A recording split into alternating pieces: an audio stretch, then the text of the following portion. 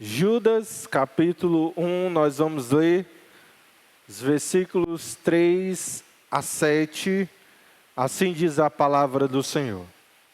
Amados, quando empregava toda a diligência em escrever-vos acerca da nossa comum salvação, foi que me senti obrigado a corresponder-me convosco, exortando-vos a batalhardes diligentemente pela fé, que uma vez por todas foi entregue aos santos.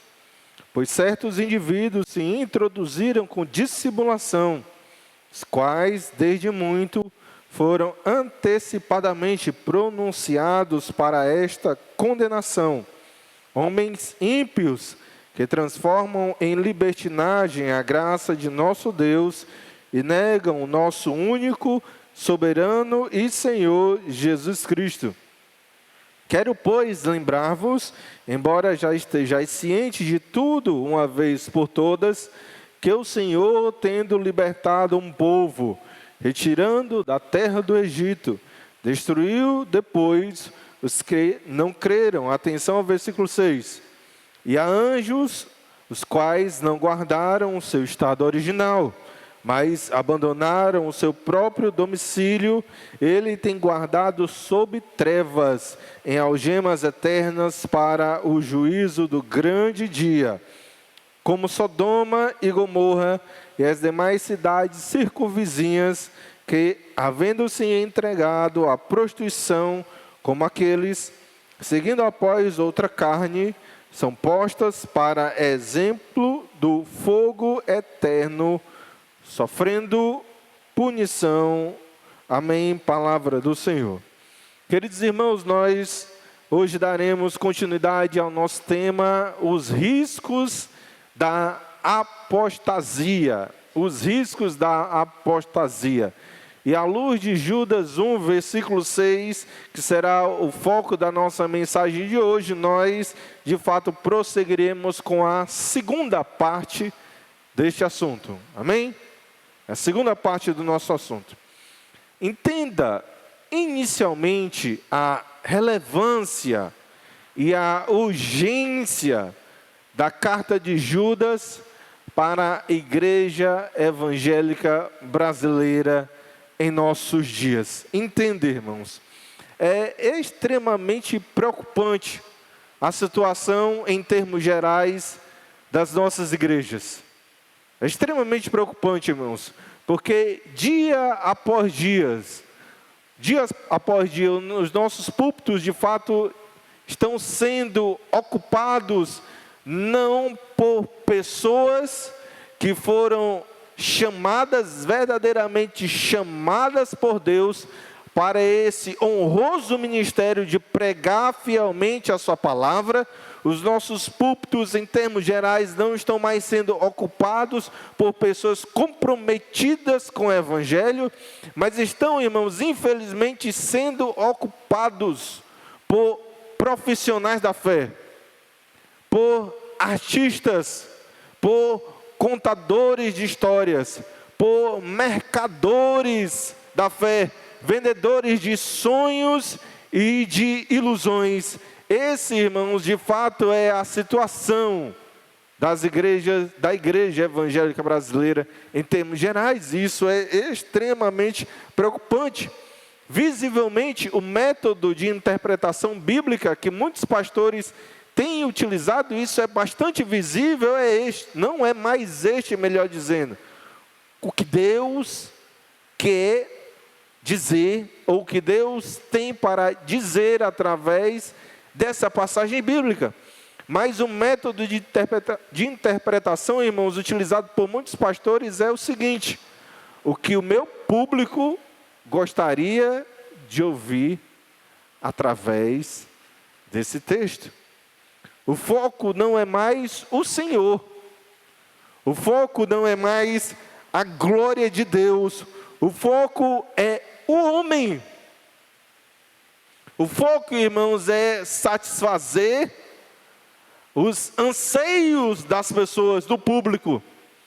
O foco do ambiente é o homem. O ambiente de muitas igrejas é centrado no homem. Os louvores são centrados no homem. A mensagem é essa que é centrada no homem, não mais se objetiva, não mais se busca a glória do Senhor. Literalmente, amados irmãos, hoje se inventa tudo.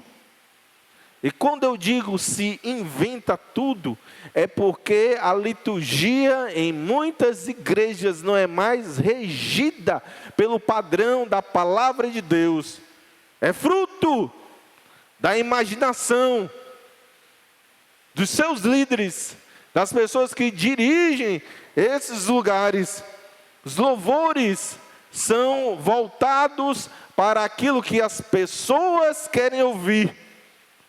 Tudo, irmão, gira em torno do público, da igreja, daqueles que lá estão presentes. Isso tem, obviamente, o claro objetivo de prender as pessoas naquele lugar. Isso, infelizmente, tem trazido várias consequências danosas para o povo de Deus. Veja o alto grau de analfabetismo bíblico da maioria das pessoas. Pessoas não conseguem, irmãos, desenvolver nem mesmo as questões, as doutrinas básicas da palavra do Senhor, porque elas não ouvem mensagens, estudos nesse sentido. Veja, irmãos, o preocupante grau de pecaminosidade que existe em muitas igrejas, e isso começando desde os seus líderes. Veja a quantidade de pessoas que não têm a sua fé ainda firmada e são levadas por todo o vento de doutrina. Essa, infelizmente, é a situação das nossas igrejas. É por isso que urge a mensagem de Judas, da carta de Judas, para as nossas vidas nesses nossos tempos. Nós temos um claro objetivo nessa noite, amados, que é o mesmo que já foi anunciado na última quinta-feira, porque nós estamos dando continuidade ao estudo que foi iniciado na última quinta-feira, que é alertar você, que é de fato acender aí no seu coração esse sinal vermelho, para que você não seja mais um, em nome de Jesus, com a graça de Deus, que você não seja mais um a cair nas armadilhas, na lábia, nas artimanhas desses falsos profetas, desses falsos pastores que pregam o falso evangelho. E para essa noite, irmãos, nós precisamos dividir a nossa mensagem em 3 tópicos. Vocês já sabem, né? Como o pastor gosta de três tópicos, 3 pontos. Que na verdade são 3 perguntas. Tome nota em nome de Jesus. Em primeiro lugar, nós vamos tentar responder a pergunta: qual é o sentido desse texto? Judas 1, versículo 6. Qual é o sentido desse texto?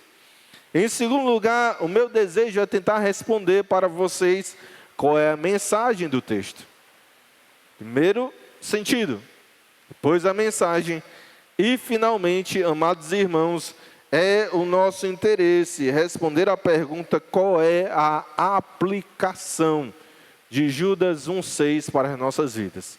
Veja, sentido, mensagem, aplicação, assuntos essenciais para qualquer mensagem bíblica, e é a minha oração que Deus nos conceda, continue nos concedendo ouvidos bastante atentos para receber aquilo que Deus tem para derramar sobre as nossas vidas nesta noite. Amém? Os riscos da apostasia, parte 2, é o nosso tema de hoje. Pastor, qual é mesmo os 3 pontos? Sentido, mensagem, aplicação. Para aqueles que ainda estão anotando. Sentido, mensagem e aplicação. Amém? Pois bem, amados irmãos, qual é mesmo a primeira pergunta do nosso, aliás, a pergunta do nosso primeiro tópico? Qual é o sentido desse texto.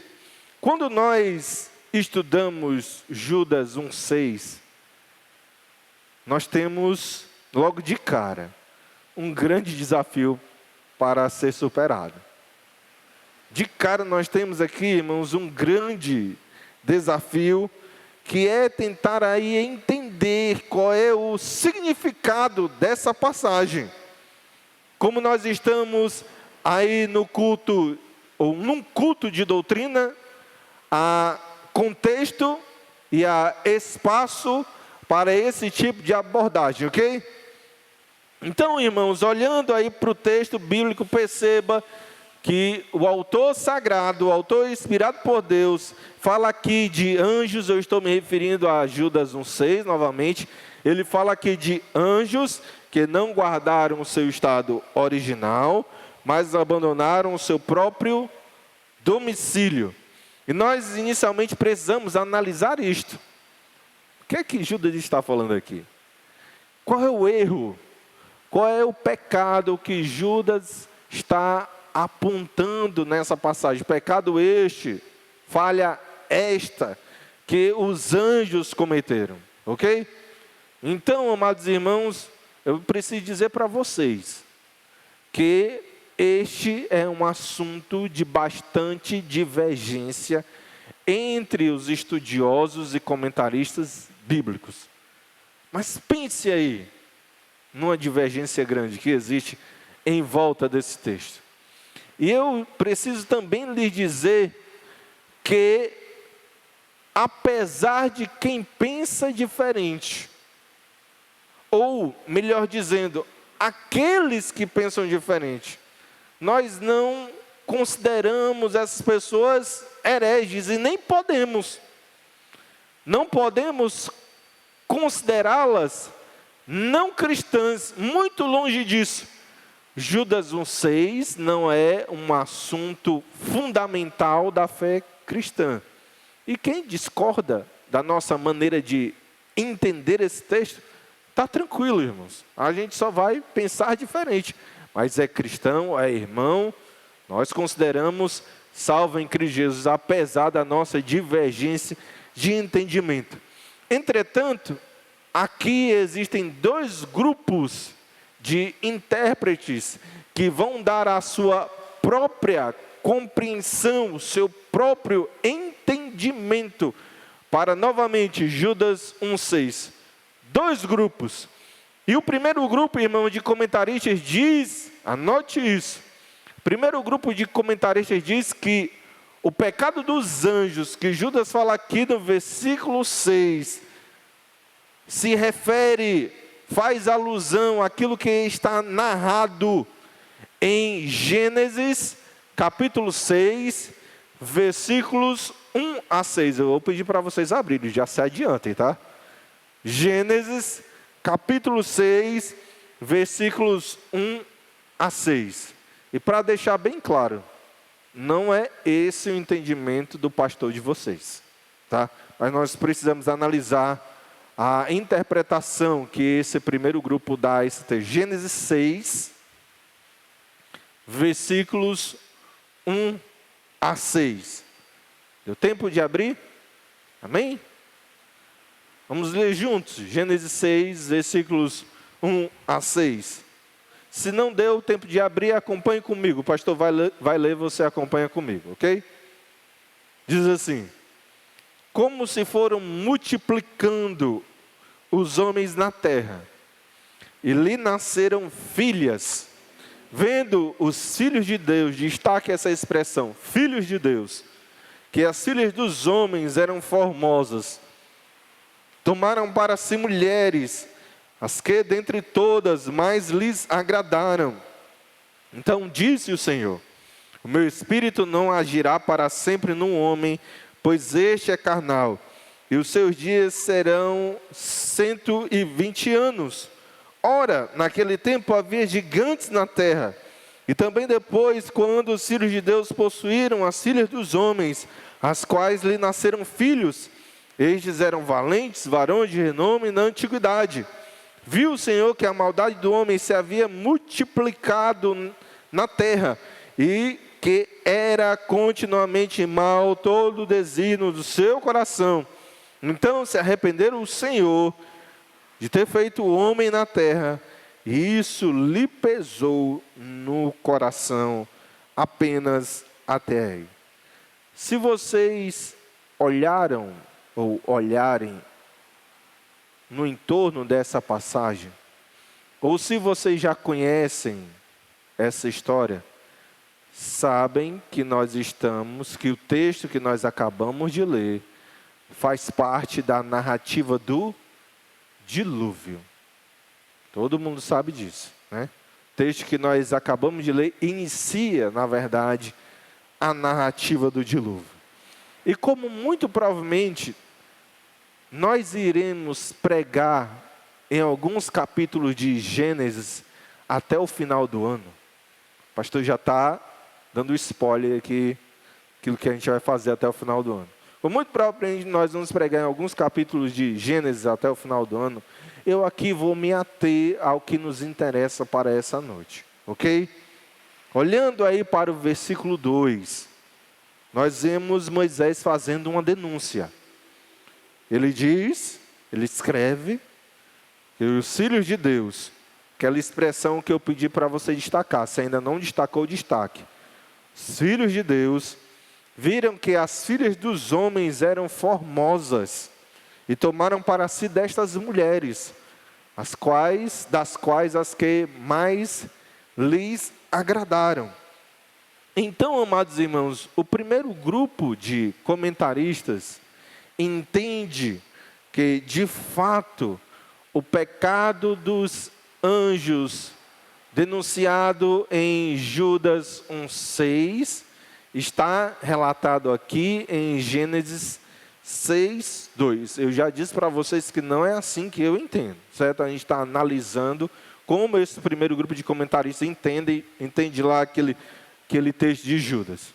Ou seja, os filhos de Deus de Gênesis 6 significa, na compreensão deles, os anjos. Todo mundo conseguiu entender até aqui? Pastor, como é que esse primeiro grupo de comentaristas entende os filhos de Deus, conforme o relato de Gênesis 6? São os anjos que Judas denuncia lá no versículo 6. Está claro isso, amados irmãos? Claro? Amém? Então, é muito provável que você já tenha ouvido esse tipo de interpretação. Alguém já ouviu essa interpretação? Um estudo sobre Gênesis 6 e o pregador dizendo que os filhos de Deus aqui nessa passagem eram anjos. Alguém já ouviu isso? E é possível também que alguém aqui mantenha esse entendimento até hoje. Até hoje. Eu espero que de hoje não passe. Tá? Ok? Então, na mente aí de muitos comentaristas, novamente, os anjos de Judas 1:6 são esses filhos de Deus de Gênesis 2 que coabitaram com os filhos dos homens, gerando inclusive aí gigantes, né, provocando assim a ira do Senhor. Ouça isso, amados irmãos. Aqui nós precisamos fazer várias considerações, porque eu já adiantei que não é assim que eu entendo Gênesis 6, ok? E aqui eu vou pegar emprestado alguns comentários do reverendo Riesby, ok? Veja, olhando ainda para o texto de Gênesis 6, estamos no curso de doutrina, estamos estudando passagem bíblica, amém? Olhando ainda para o texto de Gênesis 6, algumas considerações se fazem importantes. Em primeiro lugar, é verdade que em outro livro bíblico, os anjos recebem o título de filhos de Deus. Que livro, pastor? O livro de Jó. Existem 3 referências a anjos como filho de Deus no livro de Jó. Pastor, onde? Se você quiser anotar, Jó capítulo 1, versículo 6, Jó capítulo 2, versículo 1 e Jó capítulo 38, versículo 7. Pastor, pode repetir? Posso. Jó 1:6, 2:1 e 38:7. Entretanto, irmãos, os filhos de Deus, que são anjos, lá no livro de Jó, não são anjos caídos. Certo?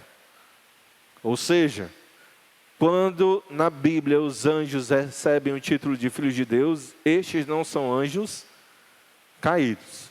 Está claro para todo mundo aqui? Amém? Segunda consideração. Veja, mesmo que anjos possam possuir, né? Mesmo que anjos possam assumir temporariamente o corpo de determinadas pessoas, a Bíblia fala que os anjos não têm o quê? Sexo. A Bíblia diz, irmãos, que anjos não têm sexo.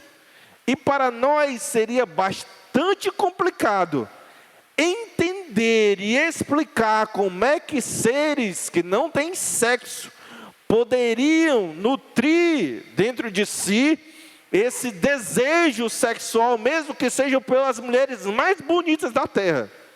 Você percebe o ponto que complica aqui? Como é que pode seres que não têm sexo, sem se verem, né, com impulsos sensuais, sexuais pelas filhas dos homens? Isso é segunda consideração.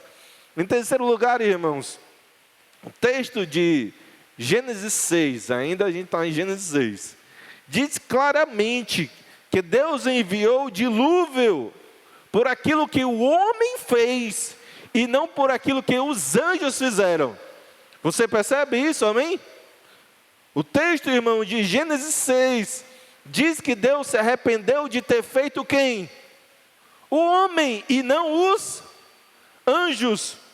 O pecado denunciado, para deixar isso ainda mais claro, o pecado denunciado em Gênesis 6, não é o pecado dos anjos, é o pecado do homem. Então, nós precisamos entender isso para verificar se esse primeiro grupo de comentaristas está correto, coerente em suas observações ou não. Ok. Talvez aqui você queira perguntar para o pastor de vocês quem são os filhos de Deus em Gênesis 6, né? Pastor, se não são anjos, pastor, quem são? Ok, irmãos, vou repetir novamente. Até o final do ano, se Deus assim permitir, nós muito provavelmente iremos pregar nessa passagem, certo? E aqui eu vou me ater apenas ao que nos interessa. Mas para não deixar a questão em aberto, né, sem preenchimento, ouça isso. Os filhos de Deus, conforme crê o pastor de vocês, e um sem números de estudiosos bíblicos, é que eles são os filhos de Sete. Os filhos de Sete, a semente santa. E os filhos dos homens seriam quem, pastor? Os filhos de Caim, a semente ímpia. O pecado denunciado em Gênesis 6, conforme o entendimento do pastor de vocês, e um sem número de estudiosos bíblicos, é a mistura da semente santa com a semente ímpia. Pastor, não me dei por convencido dessa explicação do Senhor. Irmãos, não tem o menor problema. Tem o menor problema. Até porque qual é o meu foco dessa noite? Judas 1, versículo 6. E eu quero que vocês agora voltem para esse texto. Amém? Vamos voltar para Judas 1:6. E aqui, voltando para o texto, nós precisamos responder a pergunta: como interpretam esse texto o segundo grupo de comentaristas? E agora sim o pastor de vocês segue essa mesma linha de raciocínio, ok? Pastor, se o senhor não crê nesse primeiro conjunto de interpretação, o que de fato o senhor crê aqui de Judas 1:6? Veja, amados irmãos, o texto aqui está falando sobre a queda dos anjos. Sabe a queda dos anjos? O texto aqui está falando daqueles anjos que se juntaram, que deram ouvidos, que se amotinaram à sedição do maligno, se rebelaram contra Deus, voltaram as costas para o Senhor, conspiraram contra o Altíssimo e que, portanto, foram expulsos dos céus. Pastor, se Judas 1,6 não está falando daquilo que aconteceu em Gênesis 6, do que esse texto está falando? Da queda dos anjos. Novamente, daqueles anjos que conspiraram contra o Senhor, liderados pelo demônio, pelo diabo, deram as costas para Deus, e que Deus os expulsou do paraíso. Então, amados irmãos, respondendo à pergunta do nosso primeiro tópico, os irmãos lembram qual é a pergunta do nosso primeiro tópico? Qual é o sentido do texto? Nós aqui precisamos fazer alguns destaques e considerações. Agora você vai entender esse texto juntamente comigo, amém? Em primeiro lugar, destaque aí a expressão estado original. Estado original. Escreva ao lado luz e liberdade. Destacou? Estado original. Judas 1,6. Escreva ao lado luz e liberdade. Vejam, amados irmãos, todos os anjos foram colocados por Deus em uma posição e condição bastante privilegiada. Todos os anjos estavam ao lado do Senhor, a fonte de toda a luz, a fonte da glória eterna. E além disso, esses anjos foram criados como seres livres. Este é de fato o estado original dos anjos. Em segundo lugar, depois de entendido isso, destaque a expressão próprio domicílio. Próprio domicílio, e escreva ao lado desta a palavra céu. Destaque próprio domicílio e escreva céu. Amém? Céu. Como nós sabemos, o céu é a morada dos anjos. Estou falando aqui das ruas de ouro. Estou falando aqui, irmãos, do paraíso celestial. Tudo isso era a casa, né? Você percebeu o domicílio aí? A casa dos anjos. Amém? Terceiro destaque que você vai fazer é na palavra trevas. Trevas. Destacou, pastor? Quero nem destacar essa palavra. Destaque, irmãos, a palavra trevas. Veja, os anjos que se rebelaram contra o Senhor perderam o seu estado original, que era de luz, e eles agora estão em trevas. Você percebeu isso? Perto de Deus é luz. Trevas seria o que, irmãos? Distante do Senhor, longe do Senhor. Amém? Quarto destaque que você vai fazer é na expressão algemas eternas. Algemas eternas. Está destacando? Amém? Veja, os anjos que se rebelaram contra Deus perderam o seu estado original de liberdade. Você lembra que eu pedi para você escrever a palavra liberdade ao lado do estado original? Eles perderam esse estado de liberdade. E agora eles estão o quê? Presos. Estou explicando o texto. Amém? Pedagogicamente nós estamos entendendo esse texto. E em quinto lugar, irmãos, aqui é o último destaque que eu vou pedir para você fazer. Destaque aí a palavra juízo. Juízo. Veja, os anjos que se rebelaram contra o Senhor, aqueles que abandonaram o seu próprio domicílio, sua própria casa, ou seja, o céu. Estes agora estão aguardando a sua condenação final, que é o inferno. Ficou claro, irmãos, o texto pelos destaques? Judas 1,6 está falando dos anjos que se rebelaram contra o Senhor. O seu estado original era de luz e liberdade. Eles perderam tudo isso nessa sedição. Agora eles estão sobre trevas, presos, e estão aguardando a sua condenação final, que é o inferno. Todo mundo entendeu isso? Muito claro, né? Amém. Eu devo imaginar, apesar de todas essas observações, essas explicações, que ainda existam aí algumas perguntas nos corações de vocês. Perguntas do tipo, né? Pastor, onde esses anjos caídos estão guardados mesmo? Sempre existe alguém que quer saber, pastor, onde é que esses anjos caídos estão guardados, pastor? Ou então, pastor, essas algemas aí, essas algemas eternas, elas são literais ou elas são simbólicas? São algemas mesmo assim, verdade mesmo, algemas, ou são algemas simbólicas?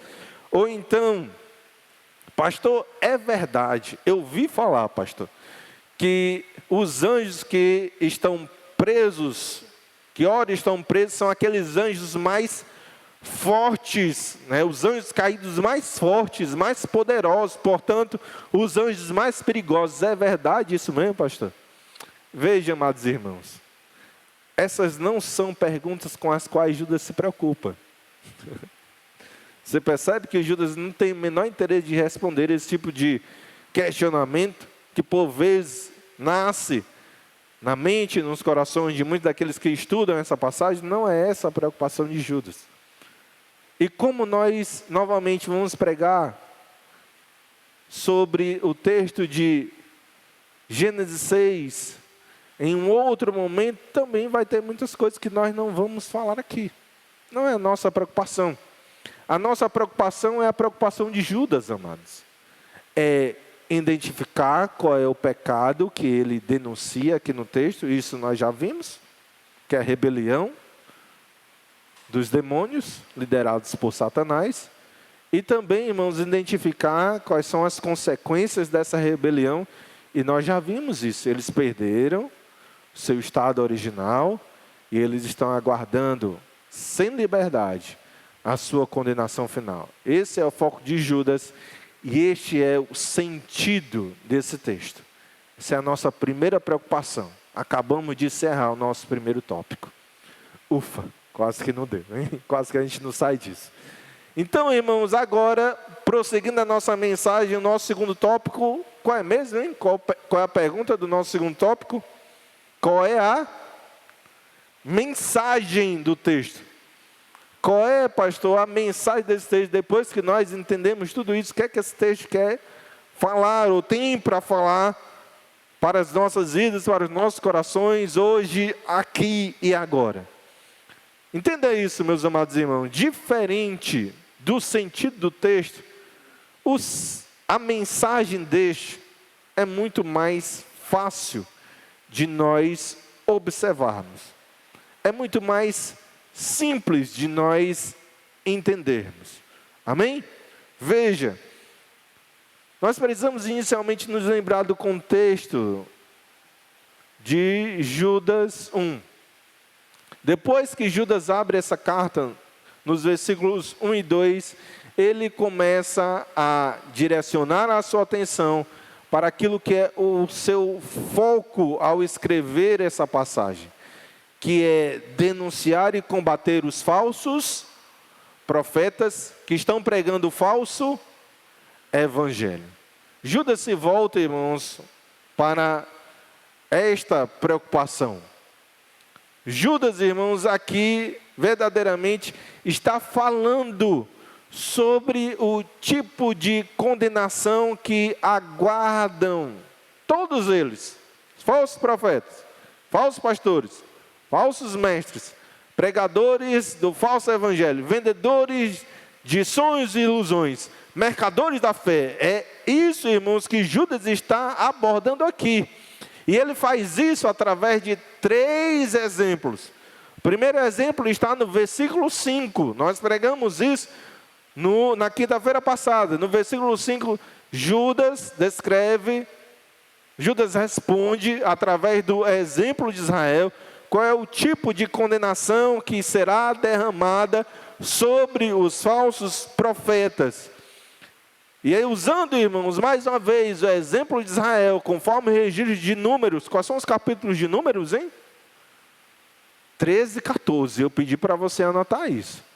Números capítulos 13 e 14, quando Moisés envia 12 espias para Canaã, e 10 espias voltam com relatório negativo, ou seja, um relatório contrário à palavra e às promessas de Deus. E Israel, irmãos, infelizmente, aqueles que deram ouvidos a esse relatório negativo, todos aqueles que tinham idade superior a 20 anos, 20 anos para cima, nenhum deles, na época, entrou na terra prometida.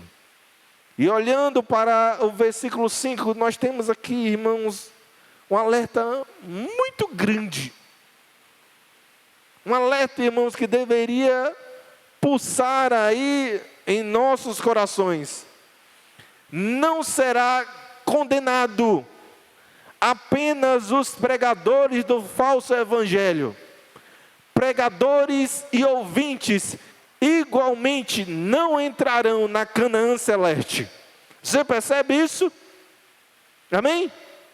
Não foram apenas os 10 espias, aqueles que estavam pregando, aqueles que apresentaram um relatório negativo, contrário à palavra de Deus, contrário às promessas do Senhor, que não adentraram na Canaã, na terra prometida. Aqueles que deram ouvidos, aqueles que abraçaram essa ideia, aqueles que disseram, é isso mesmo. Os seus ouvintes, os seus seguidores também não entraram na terra prometida. E esse, irmãos, é um assunto de fato que deveria nos preocupar. Não são apenas os falsos profetas, os seus seguidores também serão condenados. Não são apenas os falsos pastores, aqueles que dão ouvidos às suas heresias também serão condenados. É isso que nos ensina o versículo 6. E agora, irmãos, olhando para o nosso versículo dessa noite, melhor dizendo, aqui no versículo 6, que é o segundo exemplo da condenação que será derramada sobre os falsos profetas, conforme aí o relato de Lucas. Percebe, irmãos, que é muito curioso Judas se referir aqui ao pecado dos anjos, utilizar o exemplo dos anjos para sustentar essa sua argumentação. E aqui nós temos pelo menos quatro observações que precisam ser feitas. Tenham paciência comigo, em nome de Jesus. Em primeiro lugar, perceba, os anjos que se rebelaram contra o Senhor, aqueles que foram expulsos dos céus, seguiram as palavras do maligno. Mais uma vez, é o mesmo alerta do versículo 5. Não serão condenados apenas pregadores, falsos pastores. Seus seguidores, seus ouvintes serão também condenados. Essa é a primeira mensagem de Judas 1,6. Em segundo lugar, irmão, Judas aqui está respondendo talvez uma pergunta que estivesse presente no coração de muitos dos seus ouvintes originais. Que pergunta, pastor? Será que Deus, como tantos gostam de destacar, será que um Deus de amor e graça seria capaz de condenar essas pessoas? E a resposta de Judas é sim. Porque Deus não é apenas Deus de amor e graça, Deus também é Deus de juízo e justiça. E a argumentação, irmão, de Judas é muito simples, veja. Se Deus foi capaz de condenar até mesmo anjos, não deveria nos surpreender Deus derramar os seus juízos sobre a vida dos falsos profetas, dos falsos pastores, dos falsos apóstolos, dos falsos mestres. aqueles que se rebelam contra o evangelho de Cristo e seguem o falso evangelho. Você percebe isso? Não deveria nos surpreender. Deus condenou até mesmo uma grande parte dos seus anjos, um terço dos seus anjos, aqueles que deram ouvidos, seguiram a sedição do maligno. Deus os condenou. Não deveria nos surpreender que Deus faça o mesmo contra ou sobre os falsos pastores e todos os seus seguidores. Essa é a segunda mensagem. Terceira mensagem, ouça isso em nome de Jesus. Judas está aqui, irmãos, ouça isso com bastante atenção. Judas está aqui frisando a loucura, a insensatez, que é virar as costas para Deus e para as bênçãos espirituais que nós só podemos receber do Senhor. Judas está, irmão, de fato frisando isso, a loucura que é virar as costas para Deus, abandonar as bênçãos, os privilégios, aquilo que Deus tem para oferecer ao homem pecador, e ir em busca dos sonhos e das ilusões dos mercadores da fé. Veja o absurdo que os anjos caídos fizeram. Eles abandonaram, irmãos, o seu estado original, que era de luz e liberdade. Eles viraram as costas, irmãos, para Deus e para os céus. Percebem o absurdo? E é isso que de fato Judas está trazendo aqui à tona para mim e para você nessa noite. Veja, amados irmãos, como isso é típico daquilo que tem acontecido em muitos lugares, em muitos corações. A Bíblia fala, povo de Deus, é de salvação. A Bíblia fala, povo de Deus, é do céu. A Bíblia fala, povo do Senhor, é de transformação de caráter e, portanto, casamentos restaurados, histórias transformadas, famílias renovadas. A Bíblia, irmãos, fala das glórias do povinho, das bem-aventuranças celestiais. Mas não é isso, infelizmente não é isso que o povo tem procurado, tem buscado, tem querido ouvir dos nossos dias. O povo tem desprezado o céu por prato de lentilha. O povo não quer ouvir sobre salvação, quer ouvir sobre prosperidade. O povo não quer ouvir sobre as glórias do porvir, quer ouvir sobre chave de carro, chave de apartamento. O povo não quer ouvir, irmãos, sobre a obra e a graça redentora de Deus em Cristo para as nossas vidas. As pessoas querem ouvir mensagens que massageiam o seu ego. Você é especial. Você é importante. Sabe? Você é o ponto fraco de Jesus. Você nasceu para vencer. Você sabia disso? Você nasceu para vencer. Você é um vencedor. Quem te viu passar na prova e não te ajudou, quando vê você na bênção, vai se arrepender. É isso que as pessoas, irmãos, infelizmente, têm buscado ouvir nos nossos dias. E não a mensagem da salvação. E Judas está dizendo, aqui nesse texto, que fazer isso é loucura. Loucura. Deixa eu lhe contar um exemplo, para vocês entenderem ainda melhor isso, certo? Um exemplo que um pastor antigo certa vez nos contou. Estava dizendo que estava ouvindo uma determinada rádio dita evangélica, dita cristã. Uma rádio dessas que pertencem àquelas igrejas que convidam, né, que chamam, para não dizer outra coisa, e chamam as igrejas para contar o seu testemunho de bênção, certo? E aí se apresentou uma irmã e o pastor fez aquela pergunta: minha irmã, conta para os nossos ouvintes qual foi a bênção que você recebeu. E a irmã, em toda a sua simplicidade, disse mais ou menos assim: pastor, Deus me salvou, pastor. Pastor, eu sou filha de Deus. Jesus morreu por mim, pastor. Pastor, eu vou morar no céu. E o pastor, irmãos, nesse momento disse para a irmã: ok, irmã, agora conta a sua bênção. Eu acho que vocês entenderam um ponto, né? As pessoas não consideram bênção salvação.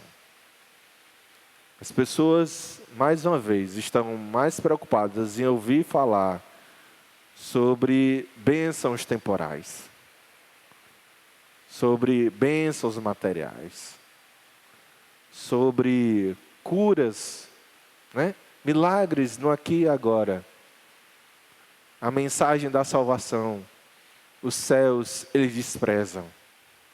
E assim, irmãos, infelizmente, tem acontecido hoje, como aconteceu com os anjos, conforme Judas denuncia aqui nessa passagem. A quarta mensagem, irmãos, esse texto ainda respondendo a nossa pergunta: qual é a mensagem de Judas 1:6 para as nossas vidas? É esta: a condenação dos falsos profetas é certa. Mais dia ou menos dia, assim como os anjos que são guardados sobre trevas, presos em algemas eternas, eles serão condenados sumariamente pelo Senhor. Mais dia ou menos dia, os falsos profetas também serão condenados. É só questão de tempo. Isso deveria preocupar muitos corações. Muitos corações. Amém, amados?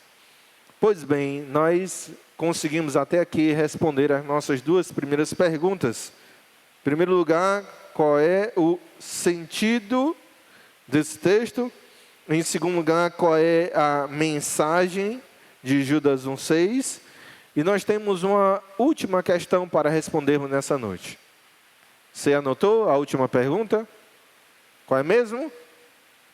Qual é a aplicação de Judas 1:6 para a minha e para a sua vida nessa noite? Olhe comigo mais uma vez para o texto. Amém? Destaque essa palavra aqui, este verbo: guardaram. Pastor, tem um não antes. Destaque só guardaram. Se você puder, destaque e circule. Se você puder, destaque, circule e desenhe uma seta apontando para esse verbo. Pastor, por que isso? Porque essa é a palavra mais importante da carta de Judas. O verbo guardar.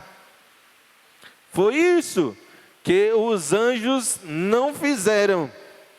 Inclusive, você percebe aí que existe um jogo de palavras que Judas utiliza nesse texto. Os anjos que não guardaram o seu estado original são guardados por Deus sobre trevas. É um jogo de palavras, irmãos, que Judas de fato utiliza nessa passagem para frisar, né, para enfatizar a importância, de novo, desse verbo nesse texto e nessa carta. Veja, irmãos, veja, Judas está aqui nos apresentando a terceira característica daqueles que são de fato igreja, e não apenas estão na igreja. Existe uma diferença, nós trabalhamos muito com isso na última quinta-feira. Existe uma diferença entre apenas estar na igreja, ou seja, templo, né, local, espaço físico, e de fato ser igreja, ou seja, corpo de Cristo, comprado e lavado no sangue do Cordeiro. No versículo 5, Judas apresentou as duas primeiras características, só para a gente se lembrar. As duas primeiras características daqueles que são verdadeiramente igreja e não apenas estão na igreja são essas. Eles ouvem exclusivamente a voz do bom pastor e creem apenas nele. E aqui, irmãos, no versículo 6, a terceira característica que Judas apresenta para aqueles que são igrejas, muito mais do que apenas estão na igreja, é esta: eles guardam. E a pergunta é: pastor, guardam o quê? Eles guardam o evangelho. Eles guardam o evangelho, amados irmãos. Eles não trocam o evangelho por mensagens de autoajuda travestidas de cristãs. Eles guardam e não trocam o evangelho por mensagens de bênção material, por mensagens de bênçãos financeiras temporais. Eles entendem que as promessas de Deus, que as bênçãos espirituais, que as glórias do porvir, que as bem-aventuranças eternas são muito mais importantes, especiais e infinitamente mais necessárias do que qualquer bênção que supostamente esses falsos pregadores do falso evangelho tentam vender para o seu público. Não. Se Deus quiser me abençoar ou não, eu estou satisfeito. Pastor, eu fui salvo. Esse é o maior milagre, pastor. Pastor, eu vou para o céu. Essa é a maior bênção. Pastor, mas é importante, não? As bênçãos materiais, de fato, Deus nos abençoe, irmãos, não aqui, não agora. Mas se lembrem daquilo que Cristo nos ensinou em Mateus 6. Não se preocupe com o que é haver de beber, de comer e de vestir. Essas coisas são apenas o quê? Acréscimos. São apenas acréscimos. São importantes. Por vezes são necessárias para as nossas vidas. De fato são, irmãos. As bênçãos materiais são importantes para as nossas vidas. Mas elas não passam disso.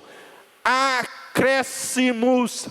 Existe um foco, e o foco não deve ser as bênçãos materiais, porque não são resto, novamente, são acréscimos. O foco, irmãos, não é a bênção financeira, o foco não é a prosperidade, o foco não é a chave da casa, a chave de apartamento, a chave de carro. A bênção, irmãos, não é talvez uma cura que você tanto deseja. Não é. O foco é o reino de Deus. O foco é o céu. E a igreja evangélica brasileira, em nome de Jesus, precisa tirar do foco da sua mensagem comer, beber, vestir, prosperidade, ou então essas mensagens de autoajuda. Precisa tirar, irmãos, foco dessas mensagens e voltar o seu foco para aquilo que de fato interessa para Deus: céu. Amém? Dito isso, caminhando para o final dessa mensagem, preciso compartilhar com vocês 3 rápidas aplicações. 3 rápidas aplicações, amados irmãos. Escute isso, guarde isso, peça a graça de Deus para praticar essas coisas. 3 aplicações. Em primeiro lugar, é um reforço daquilo que nós temos ensinado até aqui. Não siga a loucura dos anjos.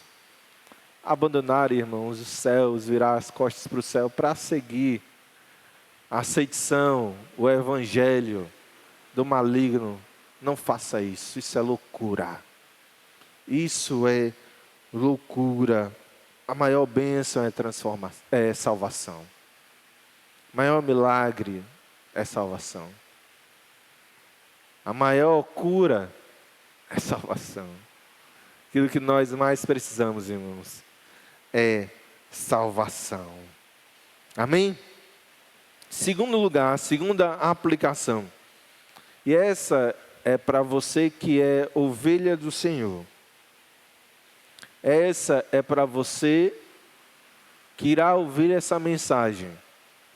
que é alguém que reconhece que já teve um encontro com Cristo, que já foi transformado pelo poder do Evangelho, e que ao ouvir essa reflexão, o Espírito Santo está mostrando a você que você está preso, enredado nas mentiras e no engano dos mercadores da fé, esses vendedores de sonhos e ilusões fantasiosas. Eu tenho, Judas tem, Deus tem uma mensagem para você. Longe de nós dizer para você que você não é salvo. Pior, longe de nós dizer que você não é mais salvo, que você perdeu a salvação. Não é essa a nossa intenção. Nós temos uma mensagem para você nessa noite. E a mensagem, irmãos, é esta: volte para Cristo. Volte para Cristo. Volte para Cristo e ouça e volte a ouvir exclusivamente a voz e o evangelho do nosso supremo pastor. Pare de ouvir esses falsos profetas. Pare de dar ouvidos a essas mensagens fantasiosas. Pare de deixar que o seu coração se enrede pela lábia, pela artimanha, pelo carisma, pela retórica, pela mensagem que massageia o ego desses profissionais da fé. Volte para Cristo em nome de Jesus. Essa é a segunda aplicação. Mas nós temos uma terceira, amados irmãos. E a terceira é para todo o povo de Deus. É para mim e para você, inclusive. Quero que você entenda algo. Eu quero que você, meu amado irmão, saia daqui ciente, consciente disso. Você guarda o Evangelho. Amém? Amém? Você guarda o Evangelho, mas não é por causa do seu próprio esforço. Não é por causa da sua própria vontade. Ouça isso em nome de Jesus e guarde isso em seu coração. Você guarda o Evangelho porque Deus guarda você. Deus guarda o seu coração. Deus guarda a sua vida. Se não fosse isso, nós seríamos também presas fáceis do carisma, da lábia dos mercadores da fé. Se não fosse a graça de Deus, nós também iríamos cair, irmãos, nessas artimanhas. Seríamos sim presas fáceis. Nós guardamos o Evangelho porque Deus nos guarda. Então saia daqui nessa noite entendendo que você depende e muito do Senhor. E que por causa disso, você não pode parar de orar. Você não pode parar de orar para que Deus continue derramando graça e misericórdia sobre a sua vida, Senhor. Me segura, Senhor. Senhor, não me deixa ser mais um desses, entre aqueles que abandonam o teu Evangelho e procuram sonhos e ilusões. Não me deixa ser, Senhor. Me segura. Derrama graça e misericórdia na minha vida. Senhor, em nome de Jesus, me sustenta, Deus. Me sustenta para que eu nunca venha abandonar a Cristo e o seu Evangelho. Repetindo, você guarda o Evangelho, porque Deus guarda você. Entenda a sua total e completa dependência do Senhor. Amém, amados irmãos? Amém?